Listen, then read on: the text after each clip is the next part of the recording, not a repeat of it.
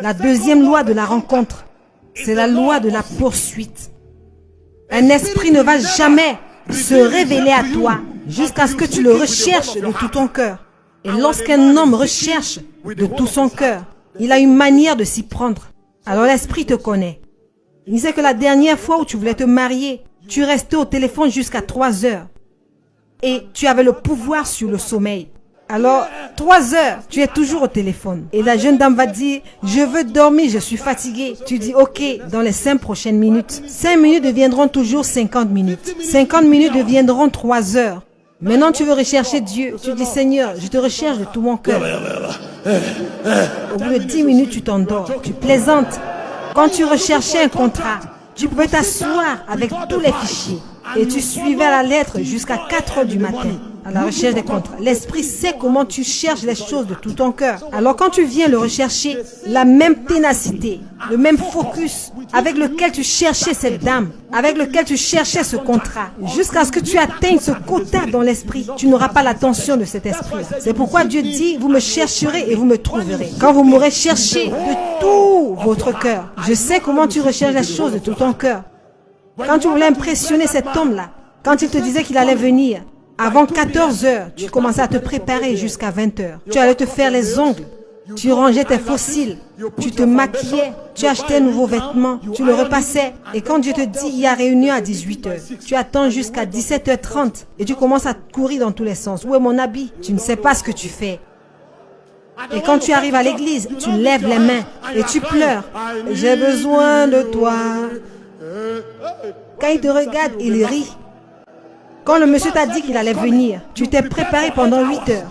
Maintenant, tu veux venir au culte. Tu prends 5 minutes et tu cours au culte. Et tu dis, Jésus, tu sais que je t'aime. Oh, quand tu auras fini cette réaction biochimique, essuie ton visage et cherche Dieu.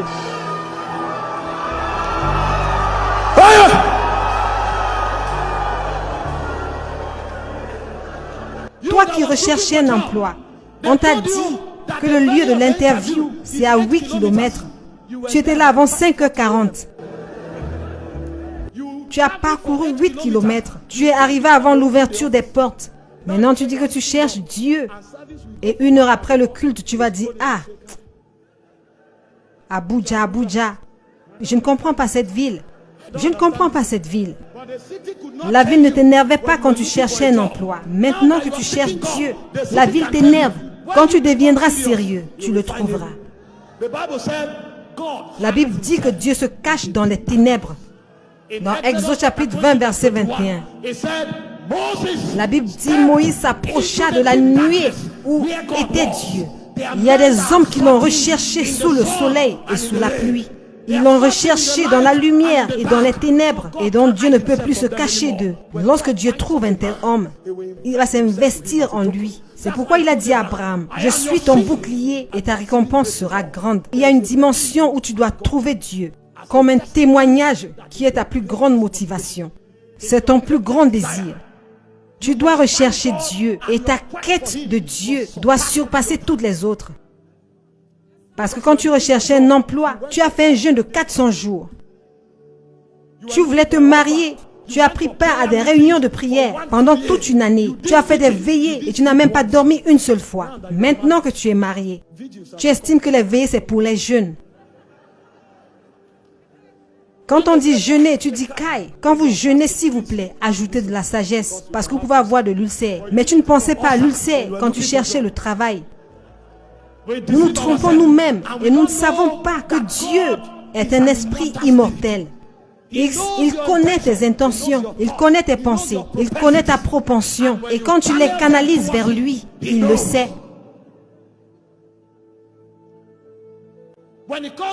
Quand il s'agit du travail, tu as le temps. Mais quand il s'agit de Dieu, tu n'as pas de temps. Tu ne le trouveras jamais. Tu ne le trouveras jamais. Tu ne le trouveras jamais. Tu ne le trouveras jamais.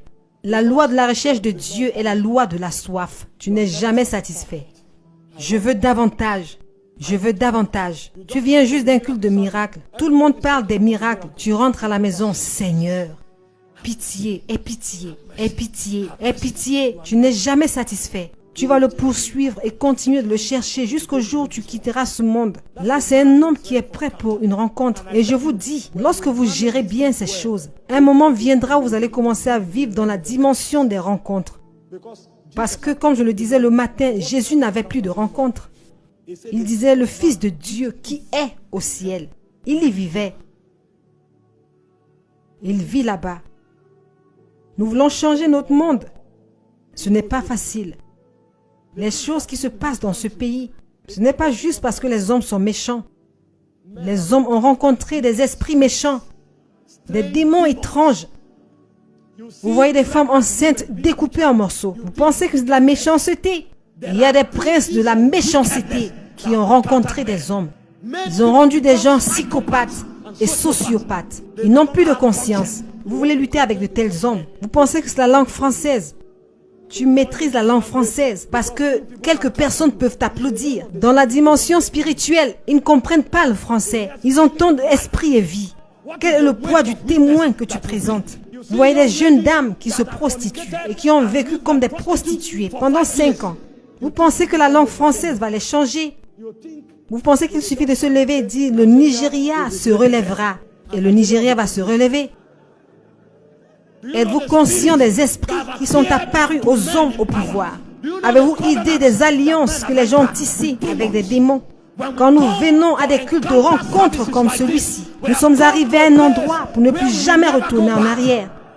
Nous avons pris la décision que jusqu'à ce que notre Dieu apparaît comme un feu dévorant, nous ne retournerons pas parce qu'il y a une génération qui dépend de notre marche avec Dieu. La raison pour laquelle nous pouvons servir Dieu aujourd'hui, c'est parce que les hommes avant nous ont payé le prix. Et nous n'avons pas le droit de partir d'ici tant que nous n'aurons pas payé le prix pour sécuriser l'héritage de la prochaine génération. Les rencontres ne sont pas des jeux. Ce sont des symboles pour des hommes spirituels qui ont payé les prix dans l'esprit.